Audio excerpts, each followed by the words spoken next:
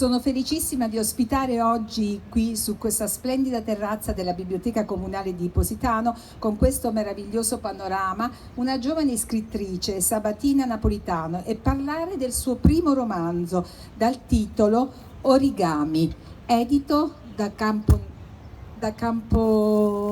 Campanotto, scusami, Campanotto. Ho conosciuto Sabatina da pochi giorni, ma ho avuto subito modo di apprezzarla sia leggendo il tuo libro e attraverso anche i suoi racconti e le interviste sui social.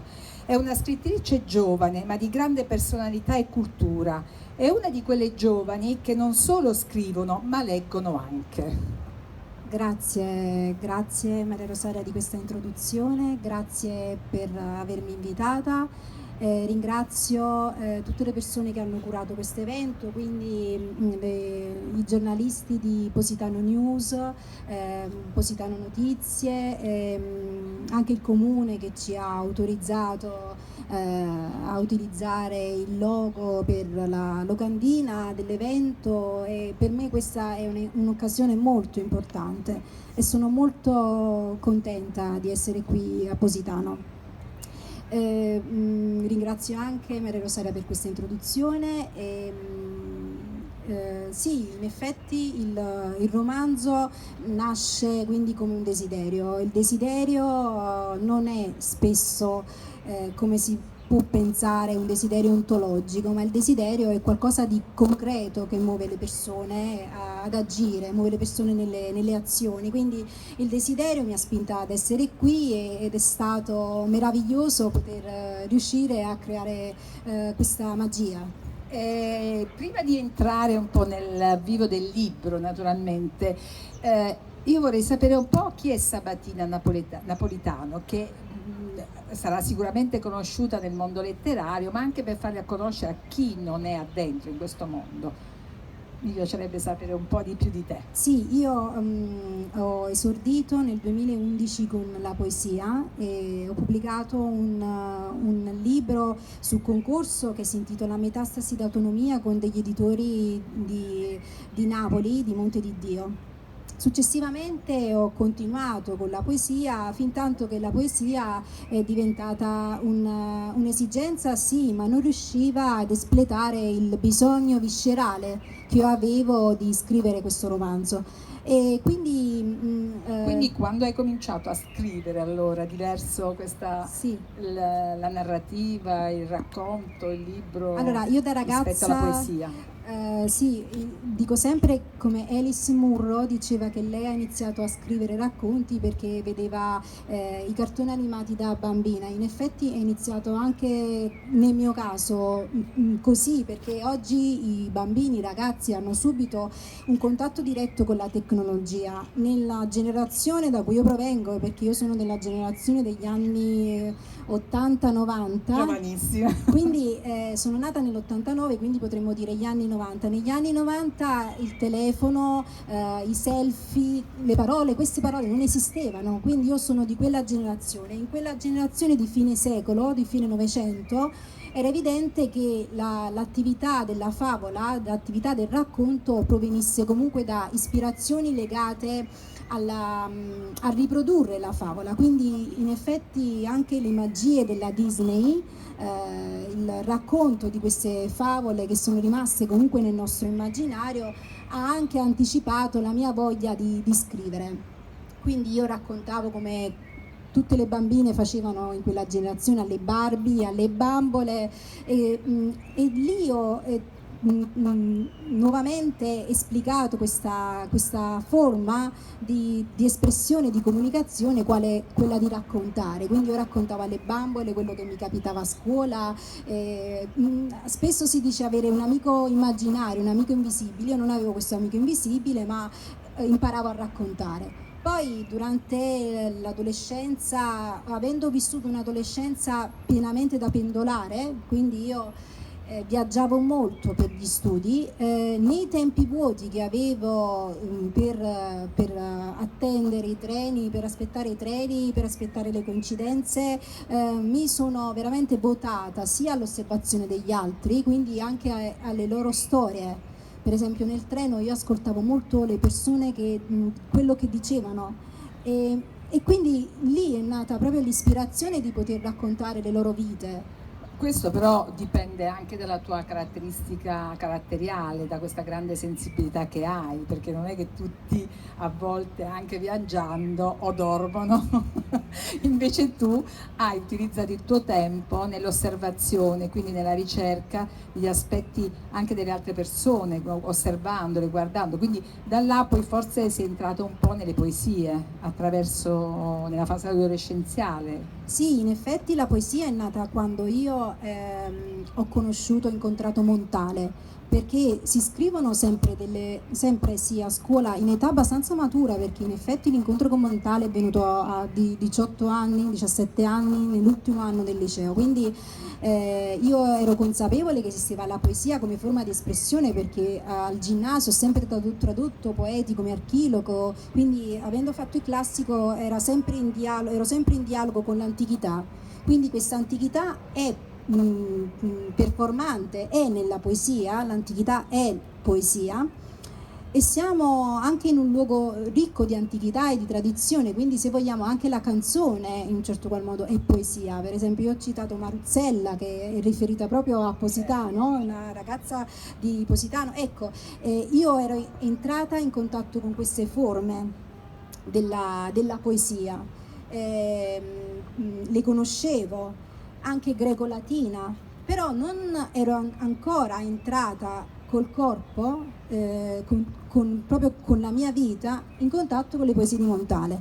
Quando poi ho incontrato Montale, e tra l'altro io avevo già studiato Montale ma senza consapevolezza, poi l'ho incontrato veramente e avevo preparato una tesi sull'estraneità, sull'estraniazione e manco a farla apposta, quell'anno all'esame di Stato uscì il saggio breve sull'estraneazione, stiamo parlando della maturità del 2008, e uscì anche una poesia di Montale sul sorriso, il tuo sorriso è un'acqua limpida. E quindi è stata evidente la coincidenza proprio del mio destino con Montale. Poi ultimamente ho avuto modo di leggerlo meglio, io lo leggo spesso durante gli anni e effettivamente sento una profonda correlazione, come se fosse profetica, anche rispetto alla mia vita, perché i poeti hanno anche una profezia, un potere quasi profetico.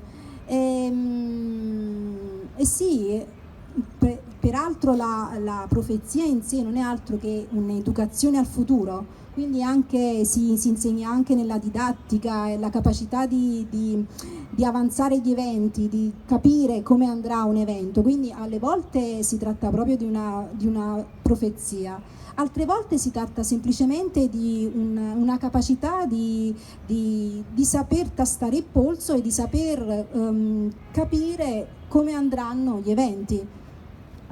E infatti tu hai scritto circa 7 libri, no, di poesia.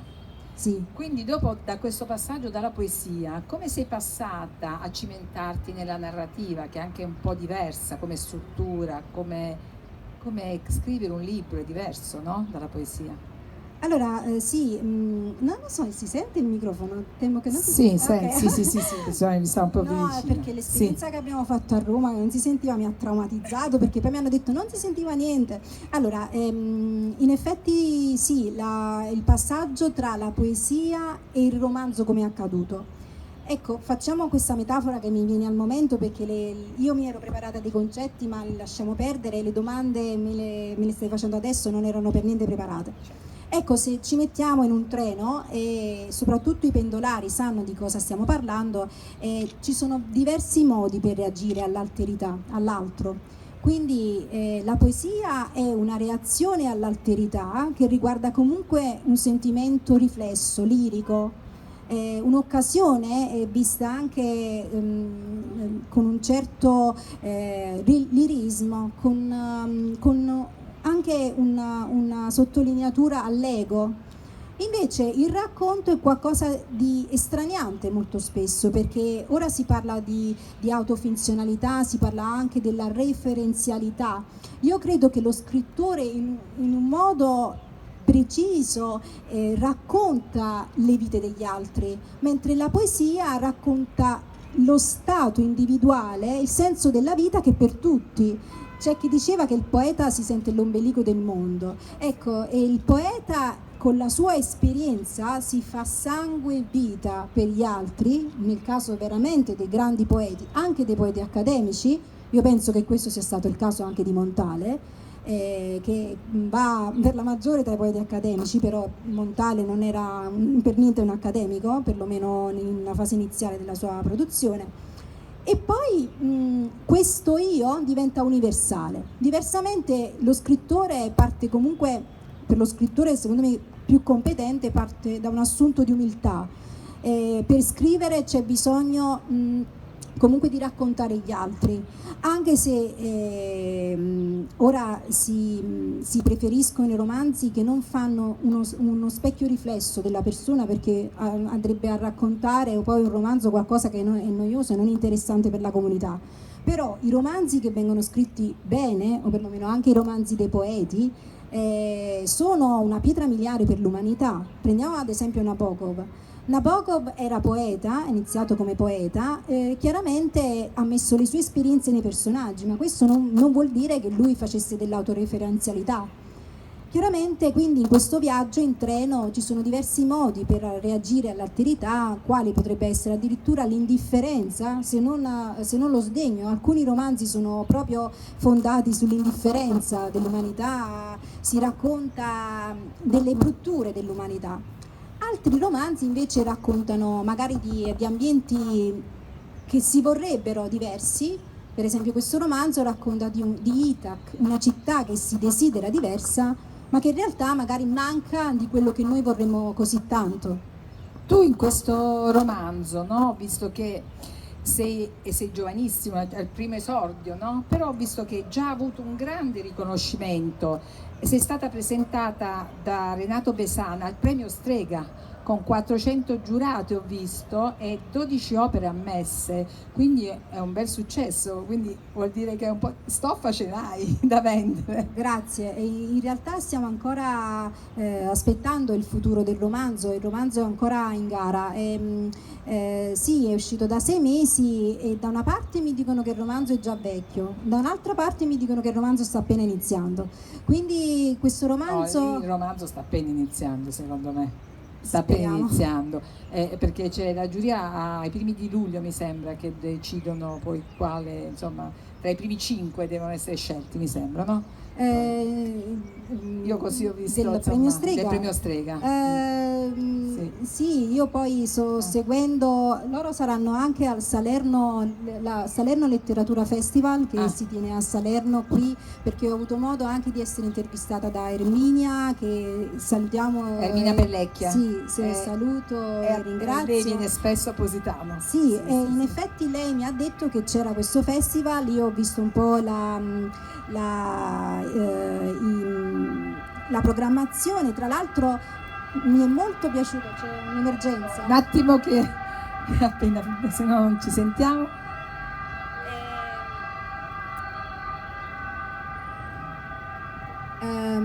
In effetti sì, io sono andata a riguardare questo Salerno Letteratura perché Erminia mi ha detto: guarda, come mai la tua casa editrice non ti ha fatto presente per questo festival? In realtà io non credo che sia una cosa della casa editrice, penso che gli organizzatori chiamano le persone che hanno già un maggiore successo, più conosciute, però sono andata a spulciare un po' il programma, ho visto anche questa meravigliosa locandina che in modo particolare richiama anche le carte. Io sto scrivendo il secondo romanzo che ho intitolato Parole e carte, quindi mi sono sentita in modo coinvolta perché continua l'ambulanza, speriamo che non sia accaduto niente di grave. No, si vede, sta lì proprio. È proprio fermo. E alla fine Questo è un video che noi stiamo registrando, ma sarà come una diretta, non ci sarà post-produzione, non ci saranno cambi strategici o altro. Allora, il punto è questo, mi piace anche la formula che hanno utilizzato, la rivoluzione, la felicità, la rivoluzione. Quindi, non l'ho vista ancora, sì, quindi sì, non ho avuto modo di vederla. Purtroppo io non ho opportunità di andare a Salerno per questo festival, anche se mi hanno invitato, la stessa Erminia mi ha detto di andarci, perché sto lavorando anche al secondo romanzo, non ho proprio tempo. Mi materiale. chiedevo un attimo, no? Questa è una curiosità, ho detto, ma sei laureata in... Io sono laureata in biotecnologie mediche. Ecco, allora ho detto, che relazione avrà Sabatina tra i suoi studi precedenti fatti di laurea e tutto con la letteratura? Sì, allora io non sono l'unica ad essere laureata in tutt'altro che in materie letterarie, lo stesso Montale era un geometra, quindi molti vengono da percorsi diversi. Quindi nasce però da una passione allora, che hai già dentro, io secondo me, ho avuto una vita burrascosa e un passato burrascoso, però in questi frangenti ho coltivato tutte le passioni, tutte e due le passioni. Quindi mi riferisco sempre al fatto di essere un Giano Brifronte, quindi ho sia questa componente scientifica e sia ho sviluppato poi uno studio approfondito per quanto riguarda la critica, però è chiaro che non ho un bagaglio profondo come chi lavora presso le accademie e l'università per la critica. Avrai tempo anche di costruirlo, però hai tempo, penso che hai un bel bagaglio diverse già notti a studiare. Adesso abbiamo parlato un po' di te, già si vede insomma il carattere, anche un bel carattere irruento, che ha voglia di fare, sei una persona positiva, che ha voglia di crescere, di fare, di portare anche quello, soprattutto quello che tu senti, di comunicarlo agli altri. E quindi attraverso il libro le persone potranno proprio conoscerti, perché leggendo il libro ho un po' capito la tua anche già personalità, si avverte nel libro questa grande voglia di esprimersi, a parte che è scritto benissimo, in italiano corretto, ti ringrazio perfetto. Perché sullo stile ce ne sarebbe da dire. Ecco, stamattina, che ovviamente chiaramente quando ho dei progetti non dormo, quindi ero sveglia alle 4, una cosa che mi capita spesso, e leggevo un articolo che mi è interessato molto. Allora ci si lamenta del fatto che i romanzi escono senza stile. Ecco, questo era un romanzo di stile, perché io ho utilizzato... E molti mi hanno detto che non andava bene questo stile perché ho utilizzato il periodo lungo, la paratassi, quindi molte frasi con la virgola, e ho preferito non chiudere i periodi. Bisogna studiare uno stile. Io per questo romanzo ho usato questo stile che tra l'altro è avvincente, prende, corre, e vuoi sapere pagina dopo pagina cosa avviene, perché prende molto. Questo l'ha detto anche Renato Besano, una scrittura, una scrittura libera, in effetti ecco la particolarità, l'originalità di una scrittura, di una voce, dove si vede nel momento in cui si estrapola un pezzo dal libro è possibile riconoscere una voce, riconoscere un'impronta. Ecco, questo è stato fatto col mio romanzo. Però aspettiamo... Ha un ritmo, non è lento, e anche le pagine non sono tante, come non è un romanzo con 300 pagine, è un romanzo giusto per la lettura, vincente, piacevole, quindi adatto proprio per leggerlo piacevolmente, anche andando al mare, sotto l'ombrellone, scusa. Sì, in effetti questo nasce comunque come un romanzo provocatorio dalla copertina, però fare un romanzo che non fosse una provocazione per un tessuto letterario non avrebbe avuto senso, perché comunque noi parliamo di un romanzo che è un romanzo sociale, quindi che è impegnato come romanzo sociale, che è un romanzo politico, ma è anche un romanzo che ha una profondità di pensiero. Ecco, noi andiamo oltre la pura superficie, e cerchiamo di capire la letteratura, che non è una semplice letteratura di intrattenimento, ma è la letteratura riflessiva. Anche riflessiva sul tema. Infatti entriamo nell'argomento del libro adesso. Origami, il titolo, da dove nasce? Allora, il titolo nasce, ecco, in questo momento pensando alla farfalla rossa. Perché la farfalla rossa? Perché Nabokov amava le farfalle e molte sono state in letteratura le narrazioni intorno alle farfalle, ne ho viste di tutti i colori, perché chiaramente Nabokov amava anche gli scacchi, ma lui lavorava con le farfalle, era il suo sostentamento, quindi l'università è venuta secondaria.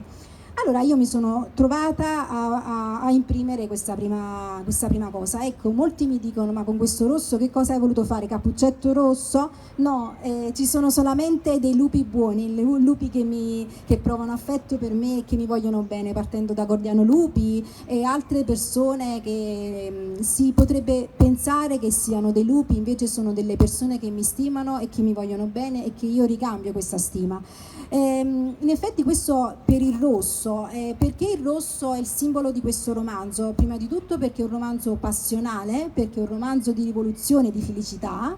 Ecco, è un romanzo che parte da una passione, che è anche una passione erotica, ma perché la passione è un motore sociale. Quindi Origami parte dal principio che dalla carta si possono creare dei sogni e questi sogni possono sviluppare una società, sviluppare una corrente di pensiero. La ragazzina orfana era cresciuta a casa dei genitori, della nonna, ed è stata invogliata la protagonista Olga, la protagonista. Sì, ed è stata invogliata a lasciare questi sogni alla corrente. Si usa, questa è una cosa proprio tipica del folklore giapponese, benaugurante, quindi non si parla solo delle gru, perché alle volte le gru sono quelle più stimolanti per buon augurio, per augurare della fortuna, della provvidenza, ma in questo caso si parla proprio degli origami come simbolo della carta, come segno di una fantasia positiva, di una fantasia elegante. Molti sono oggi anche le case che organizzano film o youtuber che organizzano anche dei cartoni animati, dei cortometraggi con gli origami, con questa tradizione degli origami, quindi io ho trovato molto elegante un romanzo simile. Sì, avvincente anche la trama, perché un romanzo di trama è un romanzo utile. Non è detto che il romanzo utile sia il romanzo di cronaca o sia il romanzo storico. Un romanzo di trama scritto da una poeta può essere la trama di un discorso sociale universale, può essere un romanzo importante. E se io non ci avessi creduto per prima, non avrei scritto il romanzo. Sì, infatti ho visto comunque con l'opera che ha Nabokov, per te ha influito molto, no?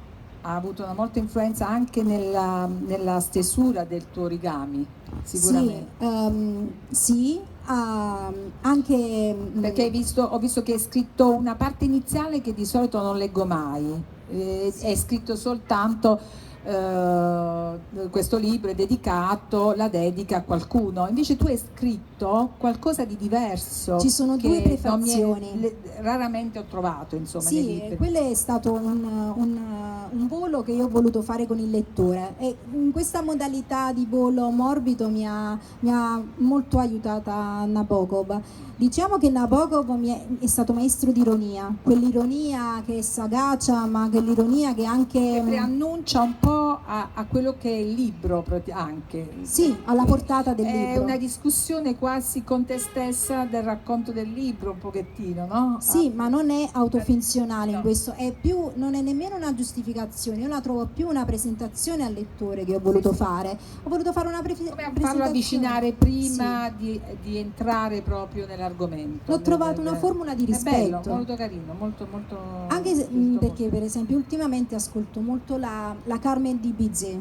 Ecco, la Carmen di Bizet finisce tragicamente, come tutti conosciamo, ma è la musica, il tono e la narrazione è ricamata di un'ironia, e quell'ironia l'ho ritrovata anche nelle opere di Nabokov. La sottile ironia che è solo capace di grandi emozioni e di cui è capace solo il grande scrittore, la grande penna. Io probabilmente non sono ancora a quei livelli di ironia, ma la Carmen di Bizet, Nabokov e tante altre agenti stimolanti hanno giocato un ruolo chiave in questo romanzo. E infatti la narrazione non è in dialogo diretto, ma in terza persona.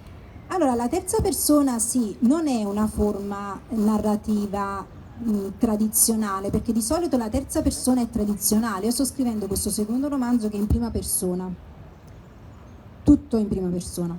Però il primo romanzo l'ho scritto in terza persona non perché la terza persona è una persona tradizionale, ma perché la terza persona ha un carattere moderno. È possibile con la terza persona far assumere un carattere moderno a un'opera letteraria, ed è quello che ho provato a fare io, perché la terza persona può tante cose, la terza persona ti libera da tanti vincoli che magari la prima è più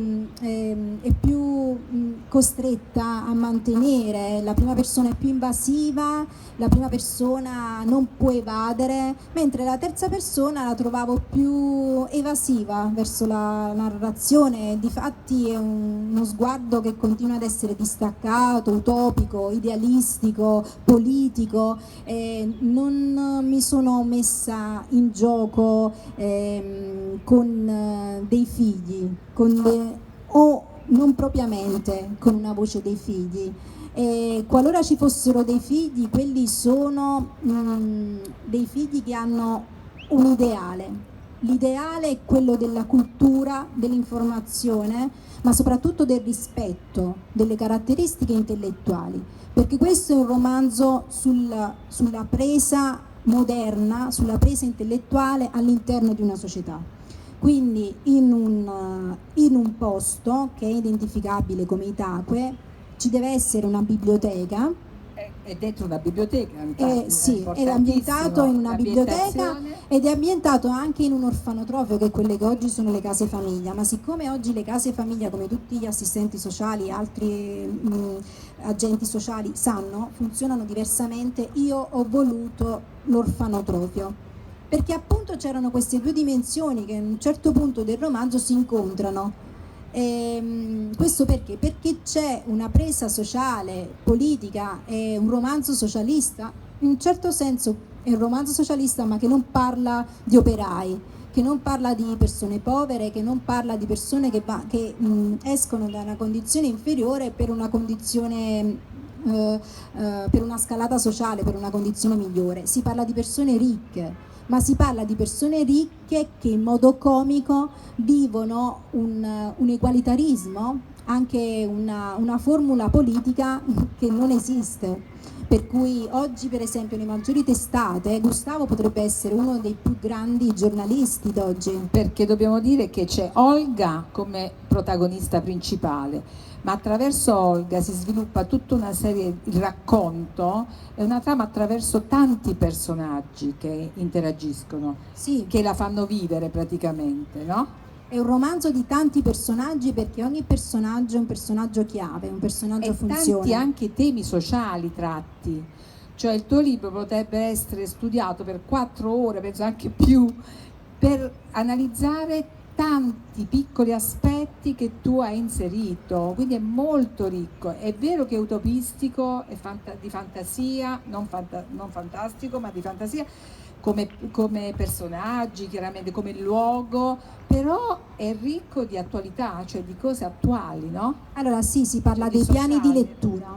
I piani di lettura lettura sono tantissimi e c'è da dire anche il fatto di ambientare un romanzo in una biblioteca. Allora, molti mi stanno dicendo che comunque è chiaro che, ad esempio, Gustavo amava Borges e si è citato Borges all'interno del romanzo, ma è chiaro che anche, ad esempio, si parla di Umberto Eco con Il nome della rosa.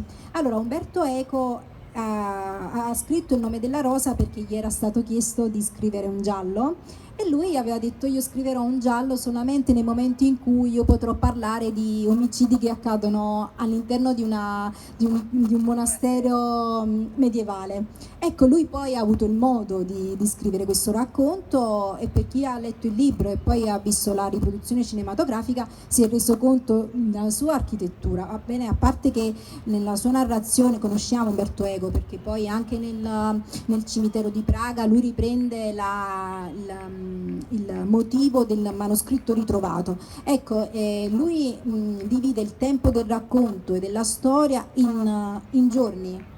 Tutto avviene in giorni, omicidi, assassini, le torture che avvengono sono in giorni. Invece l'arco di tempo di Origami è un arco di tempo dell'intera vita di Olga, e la suddivisione dei capitoli non avviene secondo un tempo, che è il tempo della biografia, ma avviene secondo il tempo della mutazione psicologica. Quindi anche dei titoli, ci sono dei titoli, ad esempio Ekphrasis, che sono dei titoli che portano anche a un estraniamento, che portano comunque a una riflessione critica, laddove la critica riempie quello spazio di discorso tra lo scrittore puro e anche l'editoria e anche il giornalismo, quindi si parla e si affrontano anche questi temi, come è giusto che lo si affronti, che li si affronti. Sì, ci sono tanti spunti di riflessione, di critica, è sempre molto avvincente anche, perché poi ci sarà la parte un po' ironica, la parte simpatica dei personaggi, quindi hai messo anche insieme tante cose che però non diventa un libro noioso, pesante, è proprio, non so come dirti, ma è molto vivace, è un libro molto vivace. È ricco di contenuti, secondo me, proprio tantissimi. Sì, allora c'è anche, volevo fare questo appunto, mi hanno detto anche che c'è del voyeurismo, dell'esibizionismo, c'è libertinismo, fasi licenziose, delle licenziosità, sì. E comunque infatti, è un romanzo svelto, moderno. Io l'ho visto che c'è questa grande passione, ci ho trovato una grande passione nello scrivere, no? Sì.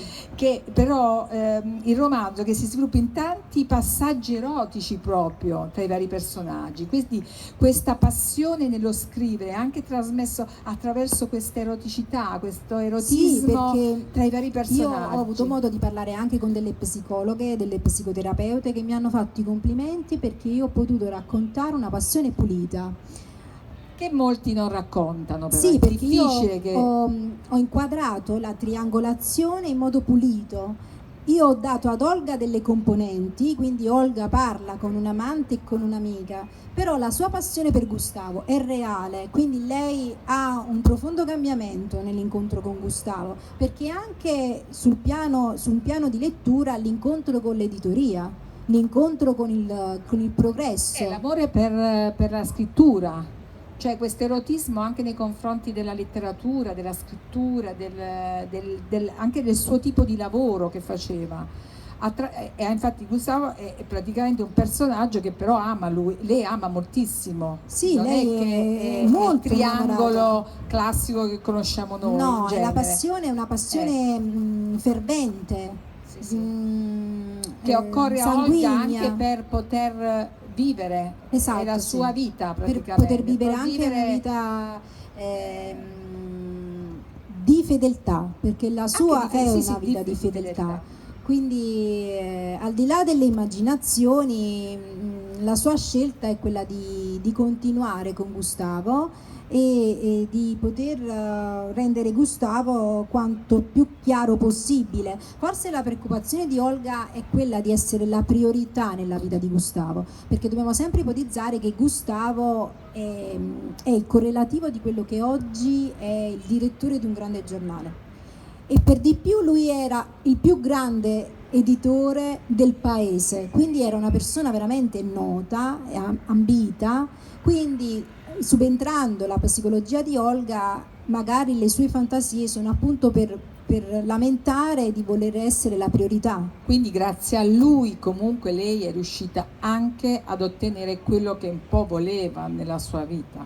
Sì, in effetti questo potrebbe essere letto dalle femministe un po' come molte leggono Vera di Nabokov. Allora, molte femministe dicono che Vera è l'esempio dell'abnegazione totale perché si è dedicata al marito.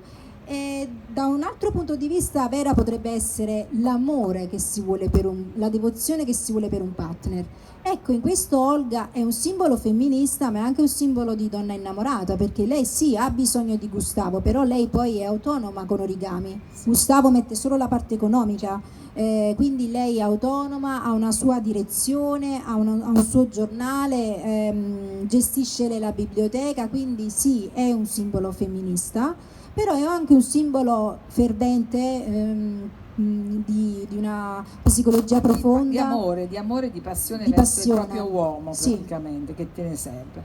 E poi l'amante ha la parte un po' nascosta, un'ombra un po' nascosta. Sì, è un'ombra, un'inquietudine. Un'inquietudine, Sì. anche una sua voglia di essere anche quell'altra parte, perché le donne hanno un po' tutte e due le parti, certo, no? sì. Quindi anche un po' quello. Questo è evidente anche nel momento della morte. Nel momento della morte, che non diciamo molto del romanzo perché mi dicono che dico molto, però nel momento della non morte, arriviamo alla fine perché lo scoprirete morte, voi a mano a sì. mano, perché però si evince molto la psicologia anche di Emilio, perché Emilio lui era uno che faceva l'orologiaio, quindi lui perseguitava e seguiva la vita di Olga e Gustavo, perché il suo simbolo, la sua allegoria è precisa, che è quella di un'analisi psicologica. Chiaramente senza Freud tutto questo sarebbe stato proprio impossibile, sarebbe andato comunque nella stanza delle immaginazioni.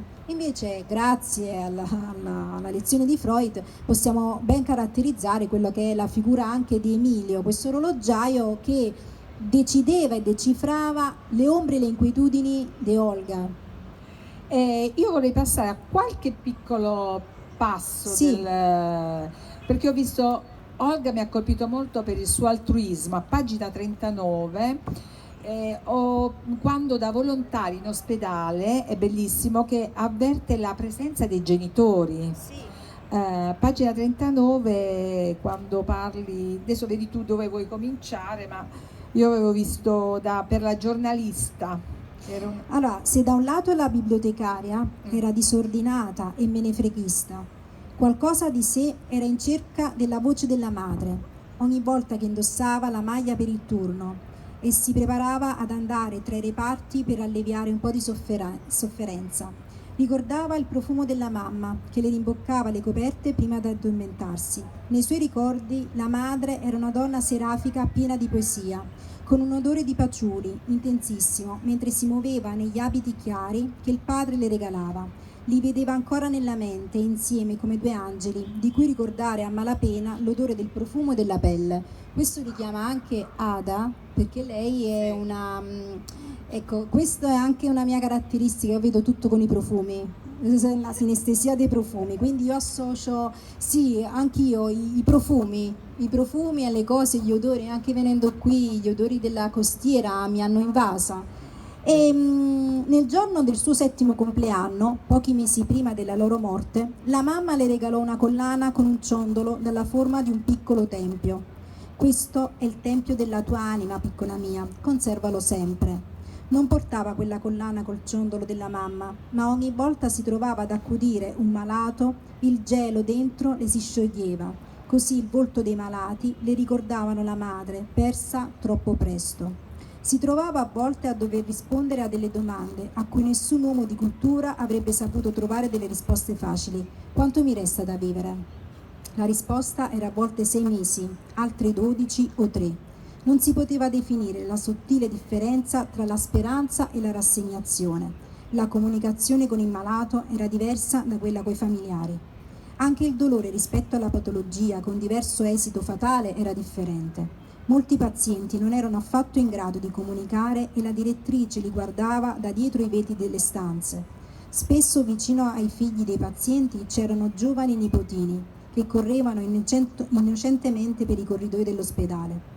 Quando i figli andavano a trovare i genitori malati senza una possibile guarigione, i nipoti nascevano, si facevano il battesimo o la comunione. Questo è proprio il senso della vita all'interno dei reparti dell'ospedale.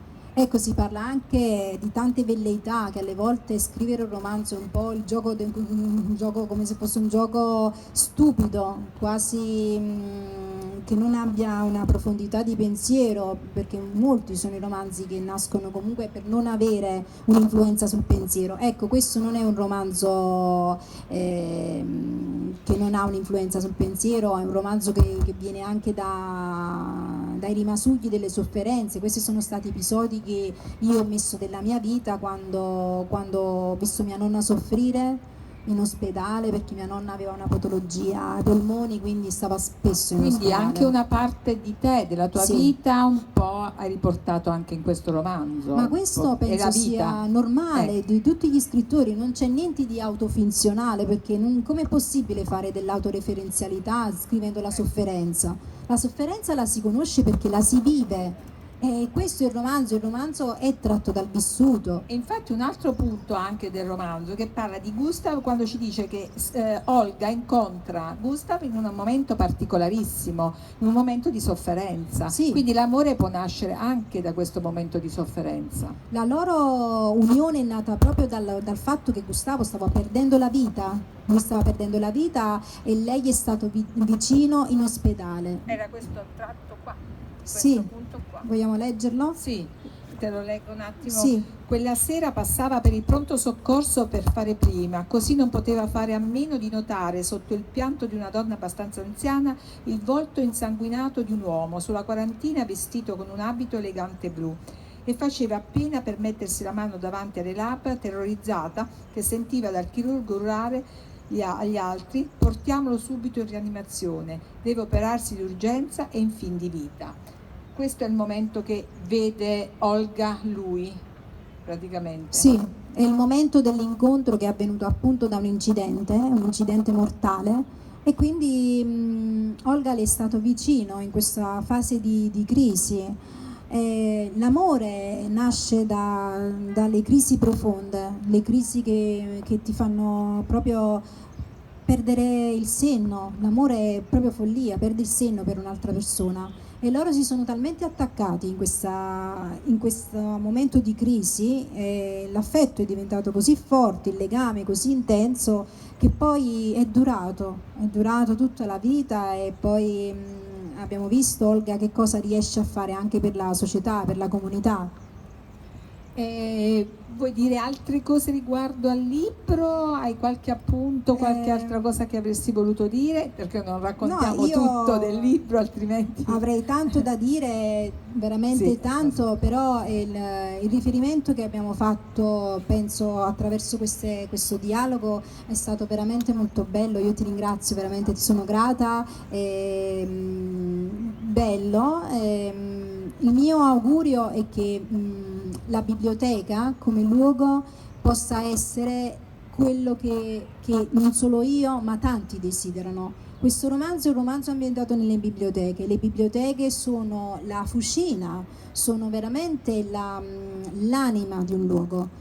Io non mi sono occupata della tecnica, perché molti hanno scritto proprio dei romanzi di tecnica delle biblioteche, del sistema bibliotecario. Sono entrata in contatto per ora con delle biblioteche di Roma, di altri posti d'Italia, e ogni biblioteca è a sé, ma di certo in un comune, così come in un luogo, la biblioteca è il posto più importante per i libri, per la sede e per la sete di cultura.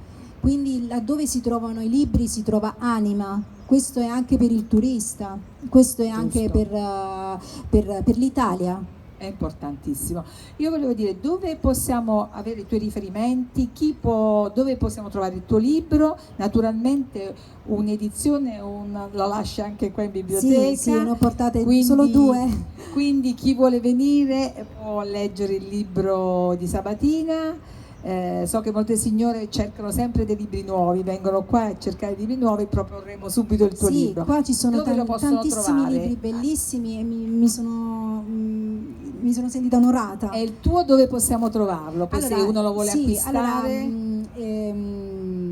Qui a Positano si trova in biblioteca, se lo volete leggere, perché non ho preso accordi con nessuna libreria, non lo so come funziona, però in tutta Italia basta chiedere in libreria, basta chiedere in biblioteca, oppure si prende tramite Amazon, arriva in un giorno, se avete Prime, ma penso anche con altri tessuti, libreria universitaria, libraccio, e ce ne sono tanti. Tutti sono sui social, sì, dove tu distributori, ma si trovano anche presso le librerie. E invece tu vuoi dire, hai un blog, so che è un blog? Sì, ho un blog che si chiama Tableau Vivant, proprio perché è ispirato al fatto che gli uomini sono capolavori e sono proprio i protagonisti di opere d'arte. Bellissimo. Sì, noi siamo all'interno di Tableau Vivant, siamo dei capolavori di Dio. Un po' mi hai risposto, volevo farti una domanda un pochino provocatrice, ma già forse un po' mi hai risposto prima, quindi può uno scrittore secondo te scrivere volontariamente e mirare al successo? Sì. Perché per un giovane scrittore non è facile inserirsi nel canale, no? Sì, sì. Giusto? Sì, può essere scritto un romanzo strategico, sì, assolutamente, per mirare al successo, ma bisognerebbe definire la natura del successo. Il successo può essere definito sia come una vittoria, un'escalation ai premi letterari, oppure un successo di vendite. Ci sono varie scuole di pensiero, per esempio io ho incontrato Maurizio Di Giovanni che ha detto che lui desidera essere uno scrittore del popolo, quindi il suo successo è che le persone quando lo incontrano gli dicono che i personaggi che hanno visto nella serie televisiva si sono ritrovati. No, alcuni si sono ritrovati, altri si sono arrabbiati, altri non ti sono piaciuti. Invece poi ho incontrato scrittori non puoi trovare anche sempre. Accademici, anche letterari, che mi hanno detto ma se un libro non vince un premio non esiste. Non credo questo. Quindi ci sono varie scuole di pensiero. Certo. Io penso che ci si possa impuntare per scrivere un romanzo strategico, come ho spesso detto, ci si mette d'accordo. È molto facile scrivere un romanzo strategico, molto molto facile. Io non ho scritto un romanzo strategico. Tu quando scrivi, pensi di scrivere per quello che tu senti, che ti viene in mente, o pensi anche al pubblico che andrà, all'utente? Allora, il mio caso è veramente un caso diverso, perché io vengo già da una radice autentica, cioè io mi sono già messa in gioco negli anni con la poesia, quindi io già ero conosciuta per essere poeta, per essere un'autentica. Quando tu scrivi poesie è chiaro che la poesia riguarda la biografia e riguarda la tua... Il tuo intimo. Sì. Il tuo intimo. Quindi il mio caso già è diverso, è come i casi dei poeti scrittori. Però è evidente che nel mio caso c'è una forte componente spontanea, c'è una componente di spontaneità e non si parla di strategie, no, perché se io avessi fatto delle strategie non avrei pubblicato con Campanotto, non avrei fatto una